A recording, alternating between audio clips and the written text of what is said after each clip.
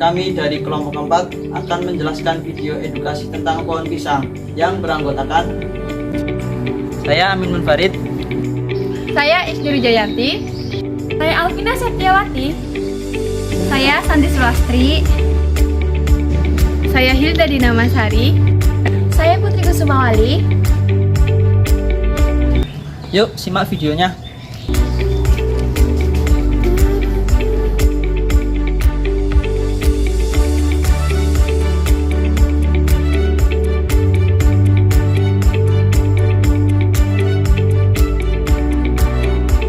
Yang pertama adalah tunas. Tunas-tunas ini merupakan calon pohon pisang atau bambu dewasa berikutnya. Ya, dapat kita katakan bahwa tunas adalah tumbuhan muda yang baru tumbuh yang awalnya berbentuk kuncup atau kecambah. Kuncup sendiri terbentuk atau berasal dari ketiak daun atau ujung batang tumbuhan induk. Yang kedua adalah pohon pisang. Pohon pisang atau Musa paradisiaca merupakan tumbuhan berbentuk terna raksasa dengan batang semu yang permukaannya terlihat pelepah daun. Tinggi pohon ini sanggup mencapai 3 meter.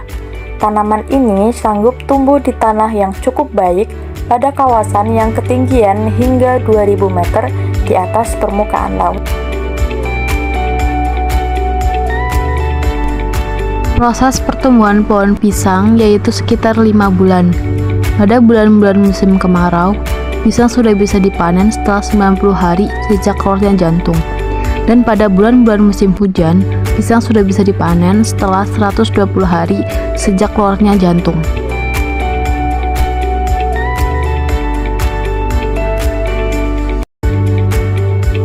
Selanjutnya ada jenis-jenis pisang. Yang pertama, pisang raja.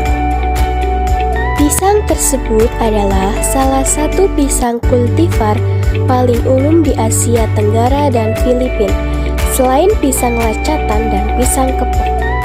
Selanjutnya jenis pisang Ambon. Pisang ini merupakan sebuah komoditas buah tropis yang terpopuler di dunia.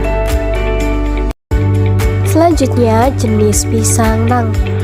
Pisang ini adalah pisang yang mudah ditemui di pasaran. Pisang ini memiliki ciri khas yakni rasanya yang manis cenderung masam.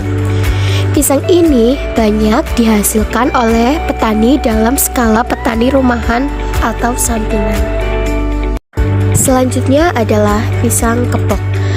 Pisang kepok adalah salah satu kultivar pisang dari kelompok kultivar ABB.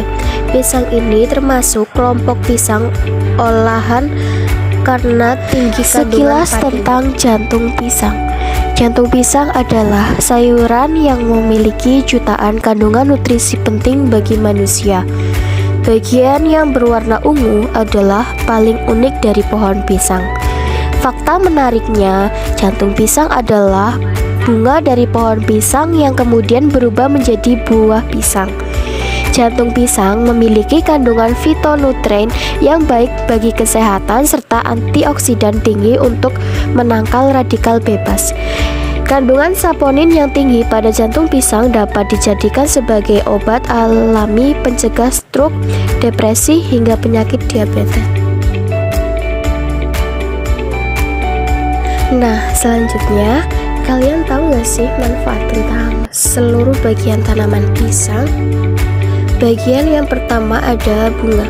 Bunga pisang disebut juga jantung pisang karena bentuknya seperti jantung.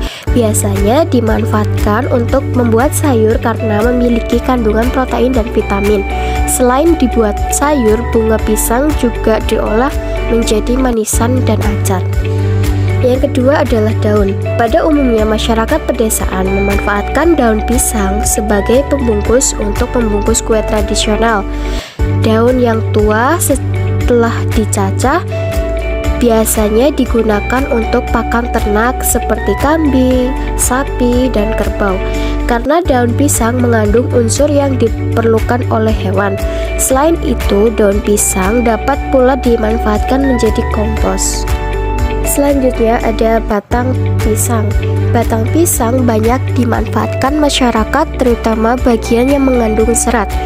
Setelah dikelupas, setiap lembar dapat dimanfaatkan sebagai pembungkus untuk bibit tanaman sayuran dan dapat dikeringkan digunakan untuk tali pada pengelolaan tembakau dan dapat pula digunakan untuk kompos. Selanjutnya ada bonggol. Bonggol pisang adalah umbi batang pisang di beberapa daerah. Bonggol batang pisang yang muda dapat dimanfaatkan untuk sayur dan bahan keripik. Dan terakhir ada buah pisang. Selain dimanfaatkan sebagai sumber vitamin dan mineral, juga sebagai buah segar yang dapat pula dimanfaatkan menjadi produk olahan antara lain pisang sale, tepung pisang, jam, sari buah dalam sirup, keripik, dan berbagai jenis olahan kue modern yang tradisional antara lain kek, naga sari, sari kaya, kolak, pisang goreng, pisang bakar, dan lain sebagainya.